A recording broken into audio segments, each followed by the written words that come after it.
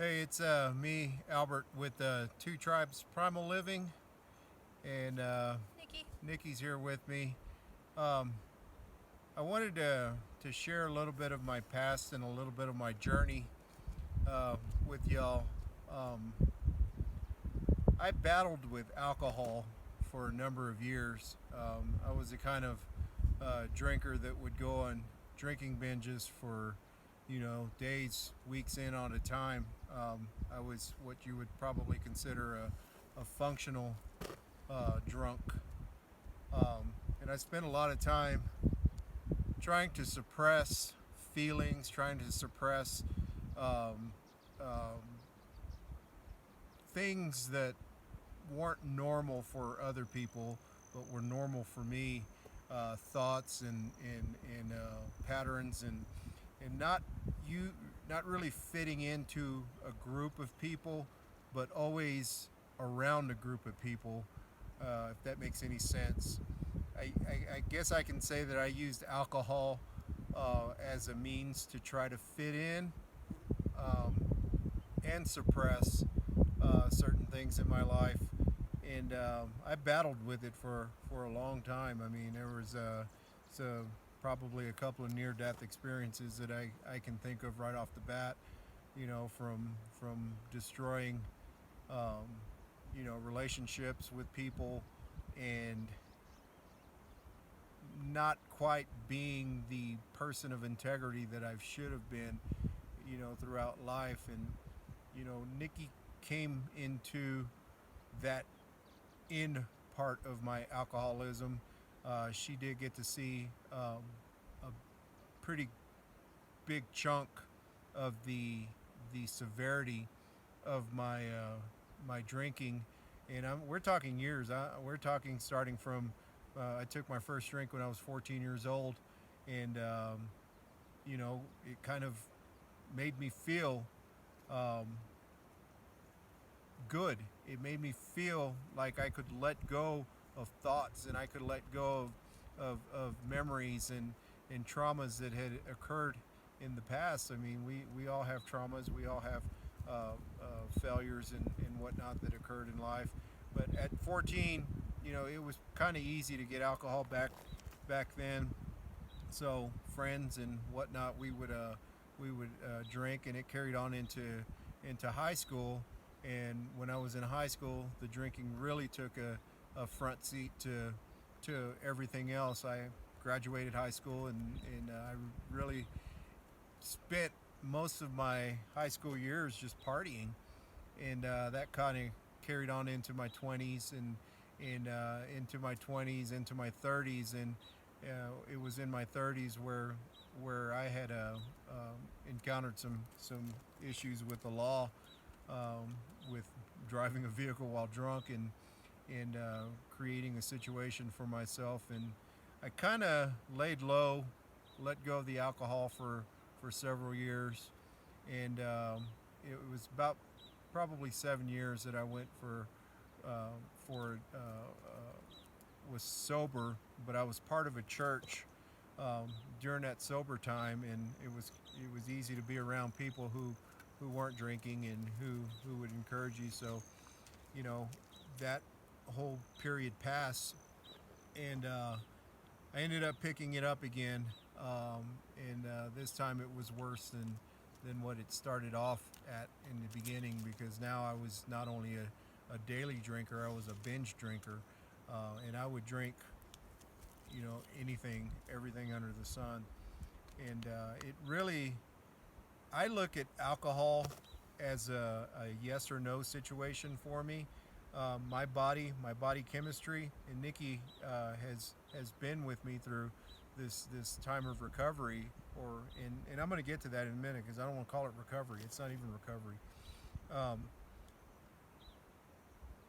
she was with me, and I had gone through um, several years of becoming a binge drinker, and that happened, and it got bad. It got bad for us as a couple in the beginning, because it was not something that I could just control. It wasn't something that I don't even think I wanted to control or knew that I even had the power to control. So, of course, something always bad happens as a result of drinking. There's never any good ending to a drinking binge or episode or anything like that. So, my son and I, we ended up in a disagreement, and he pretty much walked out of my life forever, and that's a whole nother story.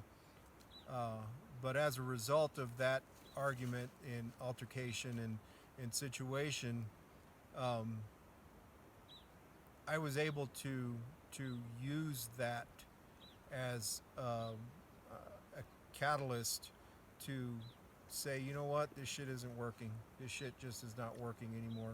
Her and I were having problems.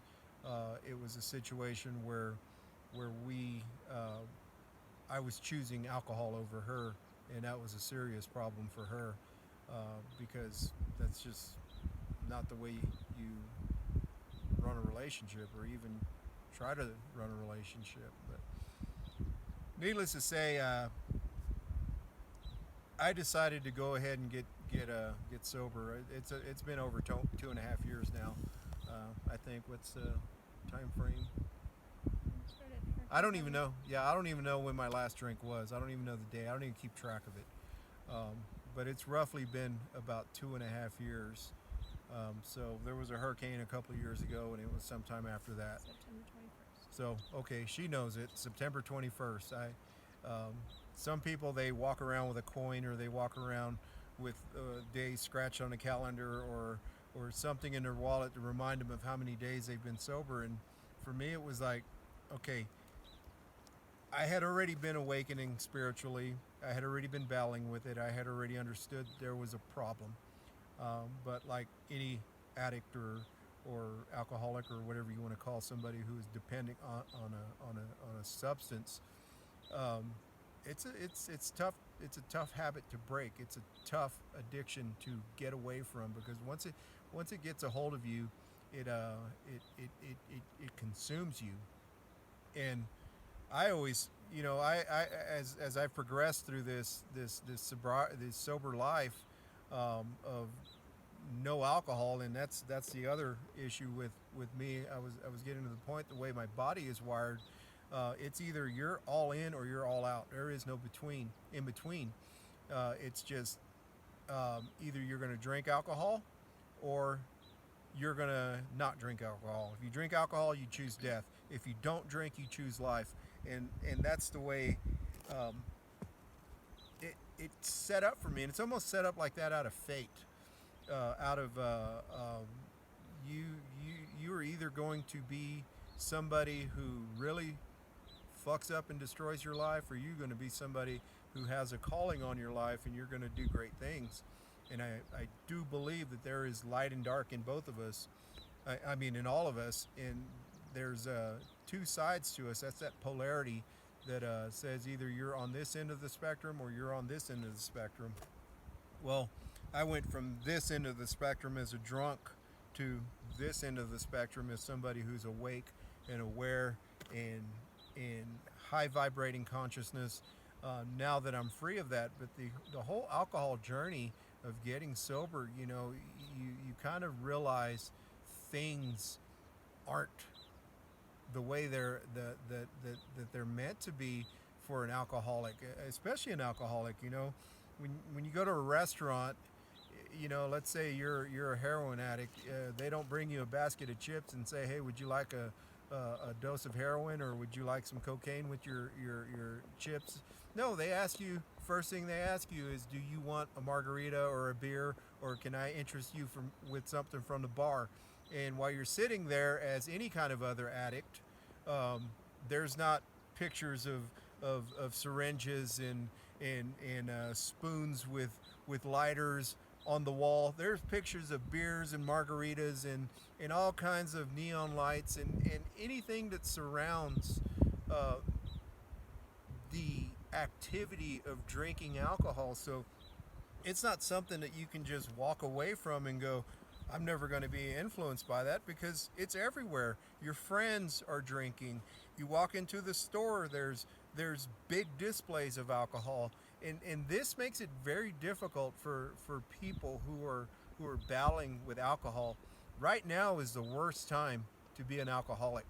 And because it doesn't allow you to to be 100%. It doesn't allow you to be at the top of your game. If and I know a lot of people who are struggling with alcohol. I don't care if they say they're a social drinker. I don't care if they say they're slightly alcoholic. Whatever, you're a fucking alcoholic.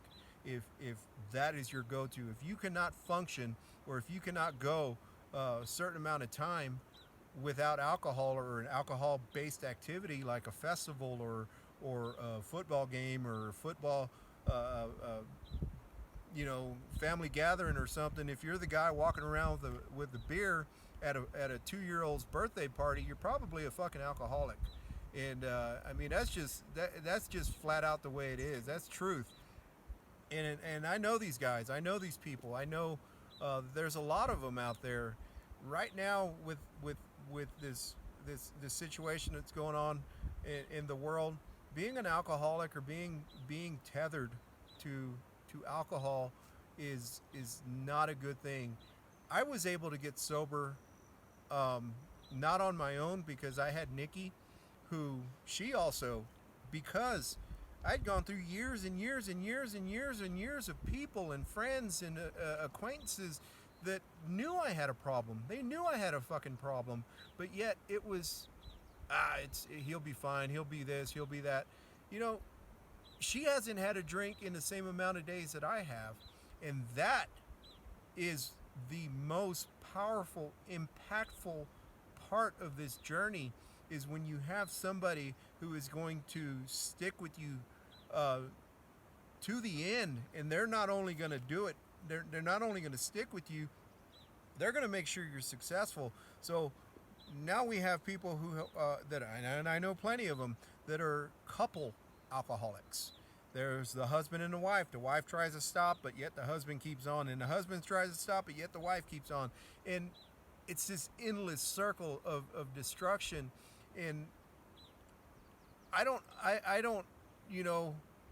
um, think everybody's an alcoholic that drinks. I mean, there are some people who can socially have a drink, but when it's a every weekend or every event or every day, when people show up and the beers start coming out, and it's almost like it's encouraged socially. And that's the problem with alcoholism. Alcoholism is encouraged socially, but if you have a problem in your drinking, you can do it socially. You can do it. You can go to the bar and order up 5 beers, 10 shots, and everybody's all, woohoo, we're partying. But as soon as you realize that you have a problem, or people start realizing that you have a problem, guess what they want you to do? They want you to go anonymous about it. Now you've got a drinking problem and you're a fuck up because nobody wants to see that dirty little secret that gets covered up. So now you're in Alcoholics Anonymous, which is a 12-step program that personally I avoided it. I avoided Alcoholics Anonymous because it sets you up for failure right off the bat. And we went back and forth. I actually went to some outpatient treatment, and I was paying for it out of my own pocket.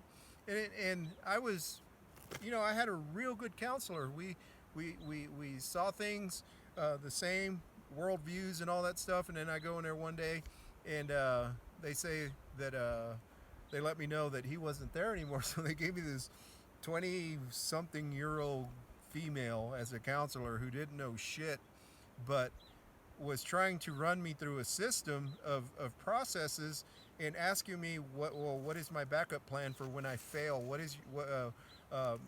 Everybody fails when they're trying to get sober, and I'm like, I don't have a backup plan. I don't plan on failing. And she, it kind of threw her off off off guard because she had to go into her book and go, okay, this guy.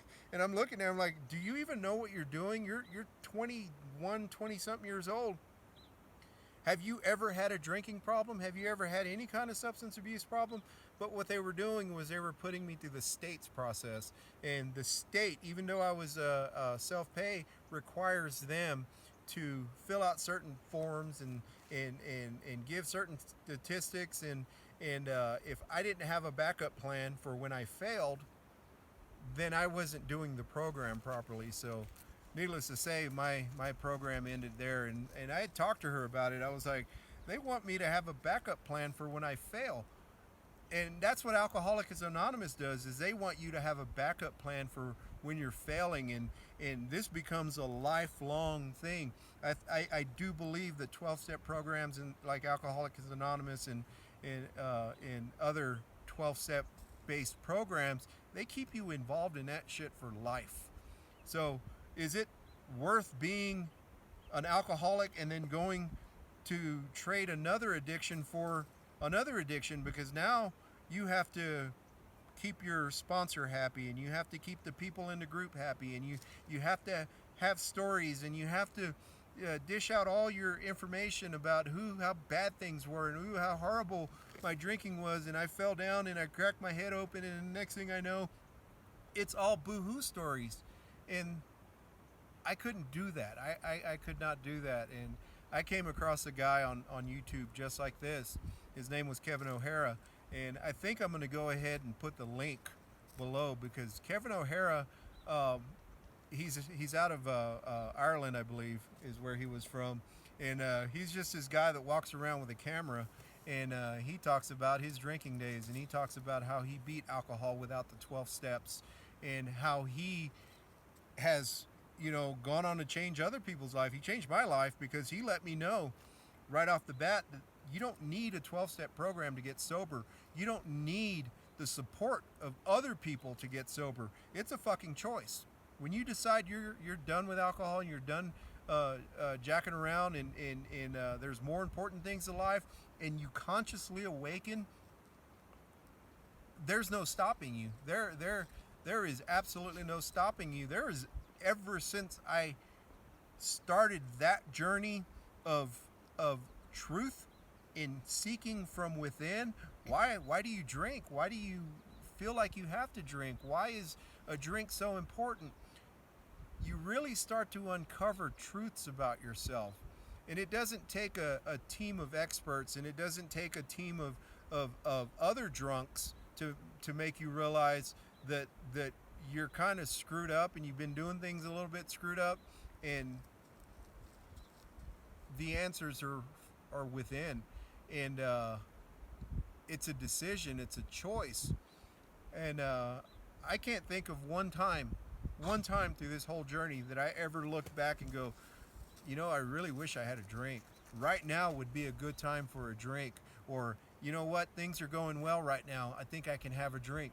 That thought has not even entered my mind since I killed the alcoholic within me. Since I told that guy, you don't occupy this body anymore. You don't live in this body. That was it's almost like a mindset that you develop over the years of drinking and finding reasons to drink and finding places to drink and finding situations to drink and finding excuses to drink. I mean, shit, we can all throw a pity party and decide to go drinking right now, and that's what a lot of people are doing right now. But even out here, I look at the life that I was able to develop and to manifest, to bring into creation with my wife, and understanding that we all have our battles, we all have our storms that we go through, and we all have our downfalls. But that doesn't mean that that's who you are. That doesn't mean that that's what you're destined to be. It means that you just have to. It's almost like your challenge in life.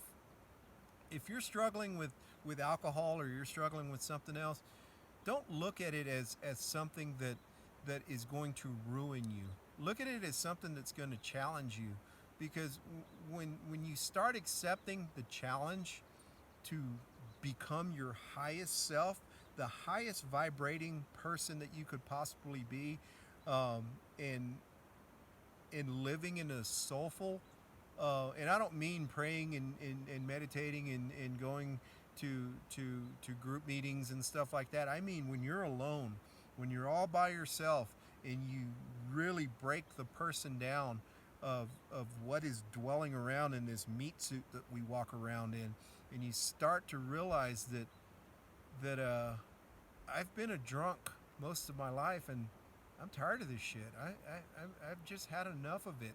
I've ruined relationships. I've ruined, you know, finances. You know, I've wrecked, you know, a lot of opportunities. I'm assuming. I don't know, because I was drunk. I don't know what opportunities lied there. But you know, I can tell you one thing about the funny thing about being an alcoholic is some people that you end up hanging around with when you're a drunk, you almost have to be drunk to be around them. And those are the people that you need to get rid of, because those are the people who are throwing fuel on the fire. When you're uncomfortable around people, and the only way you can feel comfortable is by cracking one open and standing there in this position, looking around and taking a drink and talking to those people are part of your problem. Those people are the reason why you drink. Those people are the attachments that keep you tethered to a drink. And I've dug so deep into alcoholism, and to the statistics, and to the numbers, and to the effects that it has on the body. I mean, I'm probably one of the only people that I know that actively knows how to counteract the damaging effects of alcohol on the body through nutrition, because I did it for so long. I'm surprised I don't have a fucked up liver, but I knew things. I knew how to create concoctions that would counteract, you know, the effects of alcohol. And we're talking days of drinking, almost into weeks. And I'm not bragging about that, but I understand the effects of alcohol on the body, from the mental to the emotional, to the spiritual, to the physical. I mean, alcohol is one of those things that is legal, that probably shouldn't be legal. It's it's absolutely toxic to the body in every level. I mean, in I don't understand why people drink it. I don't understand why I ever drank it. I know that there was a lot of confusion when I first started drinking it as to what I was getting into, and now that confusion is gone. Um, I've never helped anybody through an alcohol issue. Um, I, I do feel like there are a lot of people who can benefit from hearing how I did become alcohol free. And I mean, I'm not sober. I'm not a recovering alcoholic. I'm not in recovery. I don't drink. And when you start realizing that saying I don't drink, people will pick up on that shit. People will go, "Hey, how about a drink?" And you're over here like, "No, I'm a recovering alcoholic," or "No, I'm trying to cut down," or "No, you open it up. Come on, man, just have one. Shit, we're partying here." "Oh, okay." And stupid you is gonna drink. But when you tell people I don't drink, they look at you like, "You were drinking yesterday." "Yeah, today's a new day. I don't drink." So what part of I don't drink do you understand? I don't eat shit either. So if people offer you shit and you say, "No, trying to cut down on shit," guess what? You're gonna get it talked into eating shit. So it's the same thing with alcohol. If you don't want it in your body, I mean, as long as it's in the bottle, it can't do anything to you. So you leave it in the bottle. You leave it in the can. But I think, you know, it probably would be good for me to try to put it out there to help somebody or lead somebody to somebody who can help them, because alcoholism is something that damn near destroyed my life. It damn near destroyed our marriage, um, in our relationship, and it damn near kept me from living the free life that I live now. I'm not imprisoned by anything, and shit. When you get rid of alcohol, you know, the world just opens up. It just opens up for so many possibilities, because now you don't just have one free hand, you have two free hands, and you have a clear mind, and you have clear emotions, and you have good physical health, and everything is working the way it should. And it's almost like coming off of a bad diet, or something that was a bad dream for me.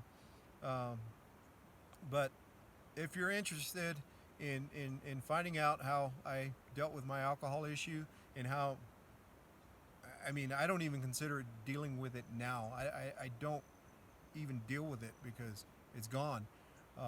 It's almost like society wants to keep you a drunk, with their terms and their expectations of what recovery, or kicking an alcohol